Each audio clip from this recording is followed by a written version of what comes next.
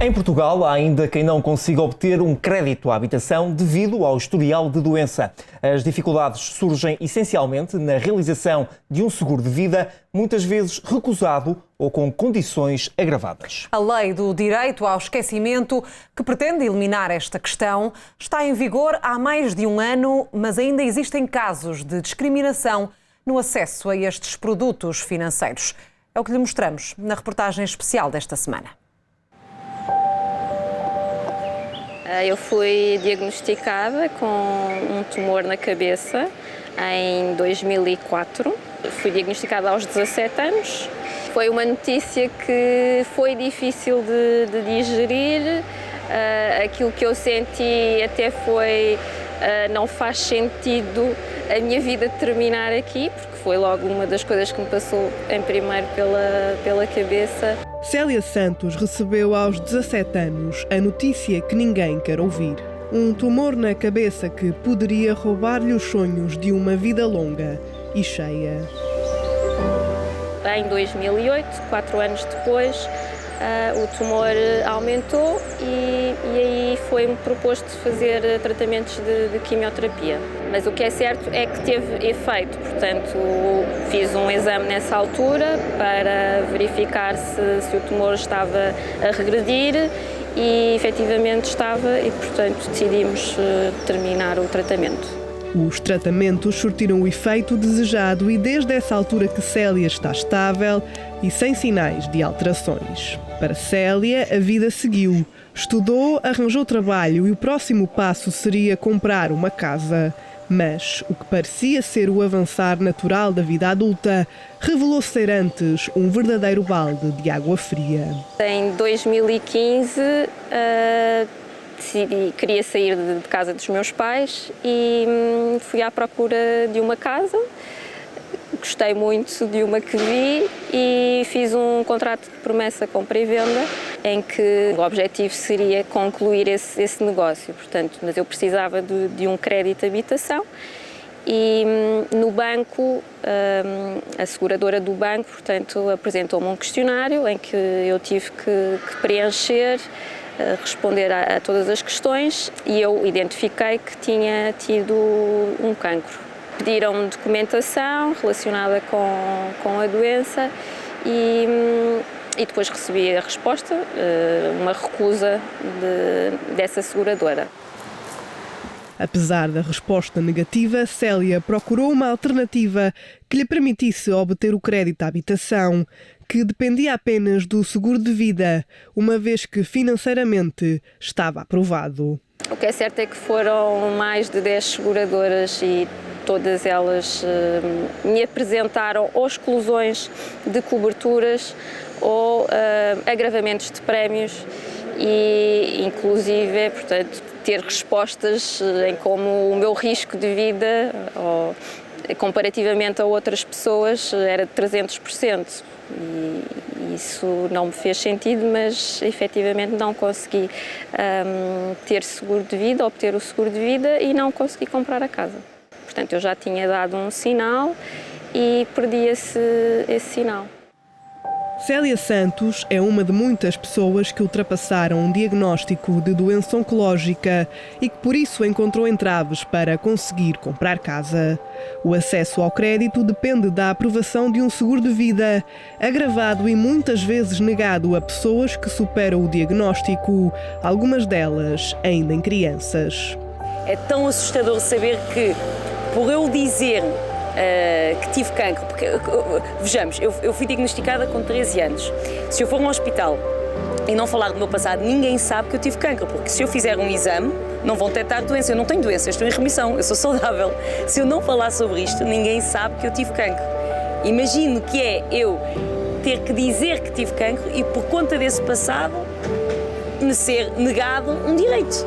O direito ao crédito, não é? O direito à habitação, o direito ao futuro. E eu acho que sim, para mim é sem dúvida uma forma de discriminação, não faz sentido. Eu tinha 13 anos, tenho 33 e não posso ter acesso ao crédito de habitação, não faz sentido nenhum. Eu senti discriminação, porque o acesso à habitação deveria ser algo possível a qualquer pessoa e o facto de eu ter passado pela doença, a mim não me fez sentido que viesse a ter este impacto.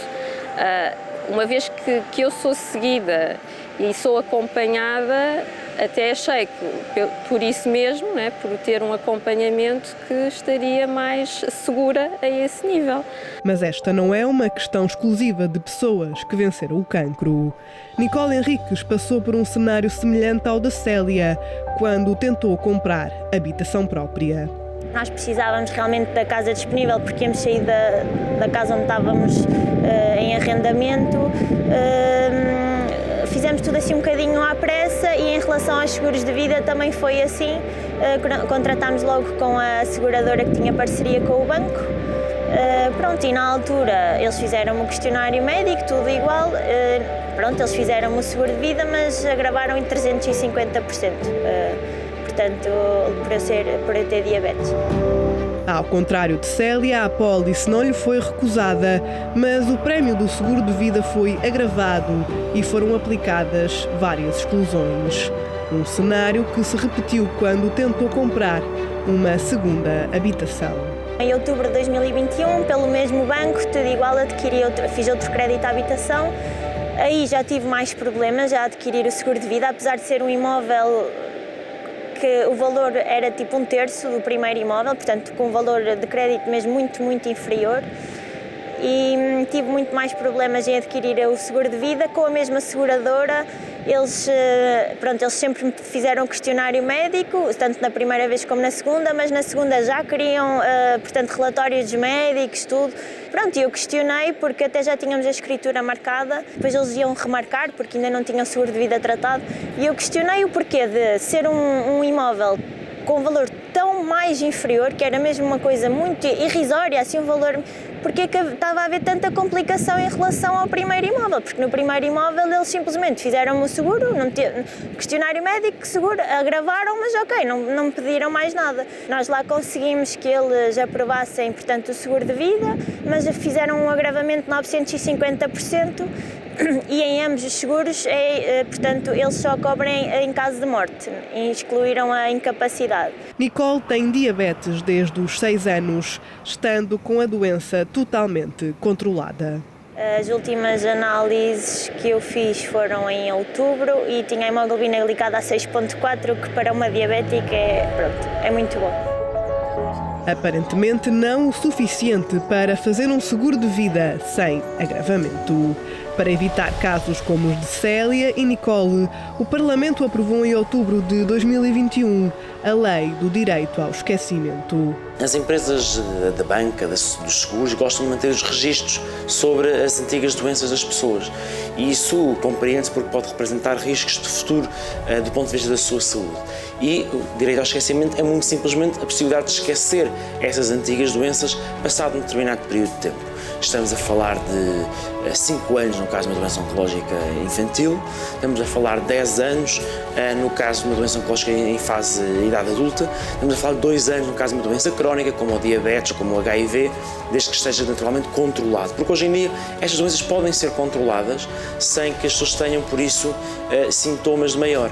Legislação que pretende terminar com a discriminação no acesso a contratos de crédito à habitação e ao consumo, assim como na contratação de seguros associados a esses mesmos créditos.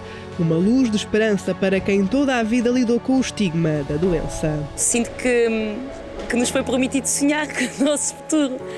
Não faz sentido estarmos a ser prejudicados desta forma, não é? E por isso esta lei é tão importante, é tão justa, tão necessária. Pessoas que já passaram pela doença oncológica com mais de 10 anos, certo?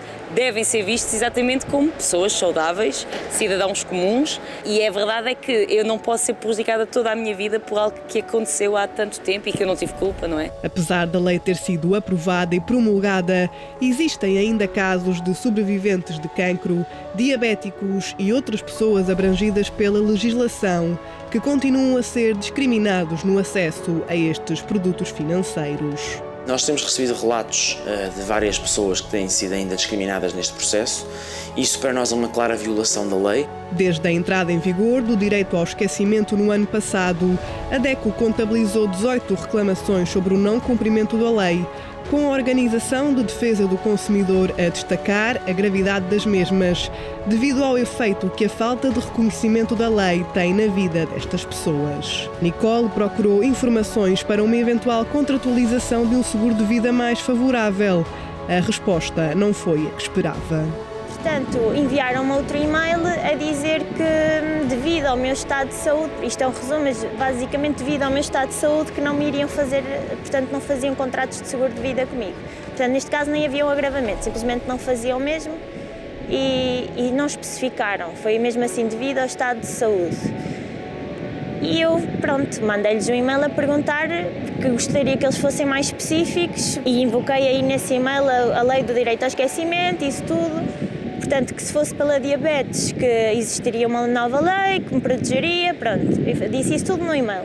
E eles depois voltaram-me a enviar um e-mail, aí já dizendo que se eles me fizessem um seguro de vida a mim, sem agravamentos, e se me o fizessem, que eles nem sequer o queriam fazer, mas se me o fizessem, basicamente estavam a ser discriminatórios perante as pessoas que não tinham qualquer tipo de problema de saúde. Ou seja, eu, fazendo a mim uma pessoa com problemas de saúde, havia discriminação perante as pessoas que não tinham qualquer tipo de problema de saúde e que a minha doença, portanto a diabetes, não se enquadrava, não tinha enquadramento legal na nova lei do direito ao esquecimento. Este esquecimento processa-se com várias camadas de segurança e, portanto, há uma necessidade de não armazenar a informação, há uma necessidade de não perguntar pela informação e há um direito da pessoa não declarar essa informação, mesmo que seja questionada. Depois, do ponto de vista da discriminação, há uma proibição de discriminação, tanto do ponto de vista do preço, como do ponto de vista da cobertura do seguro, da cobertura, enfim, do crédito à habitação e, portanto, nós procuramos ser robustos e por isso mesmo achamos que é incompreensível que hoje, passado um ano e pouco da lei estar em vigor, que ela não esteja a ser implementada. A Record TV contactou a Associação Portuguesa de Seguradores, que não se mostrou disponível para nos dar uma entrevista sobre o tema. Enviou-nos, no entanto, uma nota onde explica que as seguradoras estão a cumprir integralmente a lei em todos os aspectos em que esta pode ser cumprida. Ressalva, no entanto, que existem vários pontos na lei que necessitam de clarificação e de regulamentação e que não poderão ser aplicados até que sejam conhecidos os contornos dessa mesma regulamentação. Uma regulamentação com um acordo nacional entre o Estado e as entidades envolvidas, que inclui instituições de crédito, seguradoras e representantes das pessoas com o chamado risco agravado de saúde. Uma das questões a definir é o documento a apresentar como prova de cura ou de mitigação da doença ou incapacidade. Também será criada uma grelha com os prazos e condições aplicáveis a cada patologia abrangida por esta lei. Uma regulamentação que compete ao governo português e que ainda não foi realizada, mas que para Miguel Costa Matos, deputado socialista que apresentou o projeto de lei à Assembleia da República, não impede que a lei seja cumprida. Nós já o dissemos, que a regulamentação do ponto de vista da grelha específica, do ponto de vista dos instrumentos específicos na documentação dos créditos ou dos seguros a adotar, não obstaculiza, esse atraso não obstaculiza a que nós possamos ter, desde já, os bancos e os seguradores a portarem-se bem, a fazerem aquilo que é moralmente digno e a cumprirem a lei, que é não discriminar e não perguntar. A Record TV contactou o Ministério das Finanças, responsável sobre esta questão, para saber como se encontra o processo de regulamentação da Lei do Direito ao Esquecimento, mas até ao fecho desta reportagem não recebeu qualquer resposta. Por enquanto, pessoas nesta situação continuam num impasse à espera de poder prosseguir com a sua vida.